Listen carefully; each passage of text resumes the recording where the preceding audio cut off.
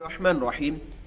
जो मसाजिद में सब्ज़ टोपियाँ रखी होती हैं जाली वाली, उनको पहनकर नमाज़ पढ़ना कैसा? देखें कि उन टोपियों को पहनकर नमाज़ पढ़ना मकरूह तंज़ीही नापसंदीदा अमल है। अलबत्ता उनसे नमाज हो जाएगी, नमाज में जो है कोई ऐसी कराहत नहीं आएगी जिसकी सूरत में नमाज ना हो, लेकिन मकरूह तंज़ीह ये है। और ऐसे अमल से बचा जाए। अपने पास ऐसी टोपी रखें कि जो खूबसूरत हो, क्योंकि हमने अल्लाह तबारक व तआला की बारगाह में सजदा रेज़ होना होता है, अल्लाह ताला की बारगाह में खड़े होना होता है, तो वहाँ पर हम उम्दा लिबास के साथ जो है खड़े हों। और इसी तरह वकारुल फतावा में है कि बेरी और खजूर के जो छाल से बनी हुई टोपी होती है, ऐसी टोपी पहनकर अमूमन जो है जो मुअज़्ज़ज़ शख्स होते हैं, जो उमरा होते हैं, जो बड़े लोग होते हैं, उनके सामने नहीं जाया जा सकता। उनके सामने जाने से बंदा शर्माता है कि ऐसी टोपी पहनकर उनके सामने जाए।